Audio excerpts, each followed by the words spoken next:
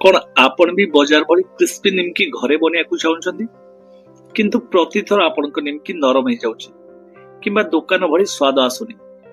वीडियोटी को स्किप न करी संपूर्ण देखंतु जहाद्वारा आपण हाथ तैयारी निमकी बाजार में मिलुवा निमकी को भी फेल करदब। एक खास निमकी थरे खाइला परे पिला माने मार्केट रु चिप्स खाइबा भूली जिवे। हेलो एवरीवन, नमस्कार। सो डेरी न करी चलंतु प्रथमे डो प्रस्तुत करिवा। डो बनिया पई प्रथमे आमे 2 बाउल रो मैदा को नबा। क्वांटिटी कम बेसी आपण को हिसाब रे नै परिबे। किछि लोक एठी सुजी रे भी बनांती किमा सुजी और मैदा को मिसै कि बनांती, किंतु खाली मैदा रे निमकी रो टेस्ट पूरा अलग हिताय। तो सेति पई एठी आमे खाली मैदा रो ही व्यवहार करछु।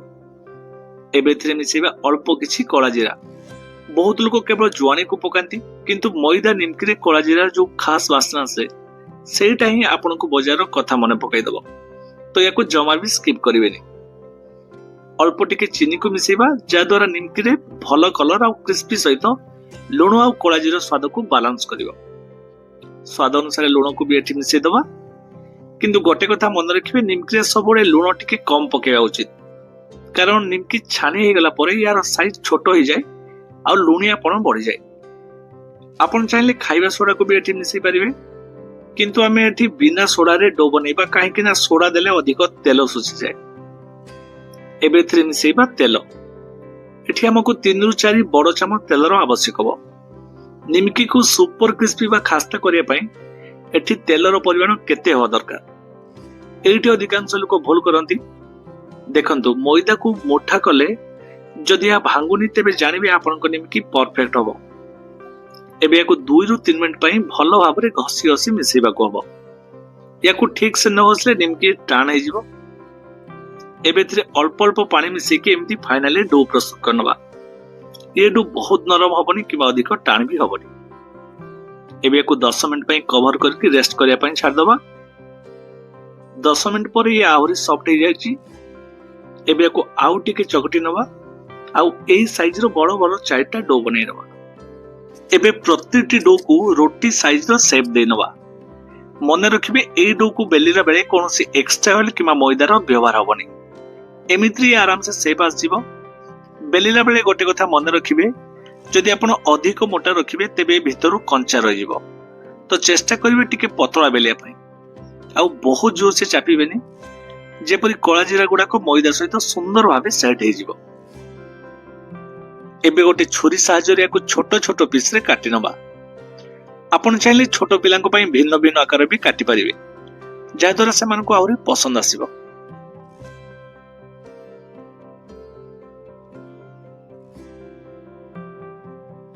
डो सब को छोट छोट पीस रे कटा काम हमर सरी जाईछि। सो एबे फाइनली जिबा फ्राई करिया पई। कढ़े रे नबा तेल आउ तेल गरम हे सला परे ही याको पकेबा आरंभ करिबा। तेल केते गरम अछि जाने पई गोटे छोट पीस को पकांतु। जदि तुरंत ऊपर को आसुनी, धीरे धीरे बबल्स आछी, ये होछि परफेक्ट टाइम। एठी तेल गरम हे सरछि। एबे याको आराम से गोटे परे गोटे पकै नबा। निमकी को हाई फ्लेम रे छाइले ये नरम हे जाय।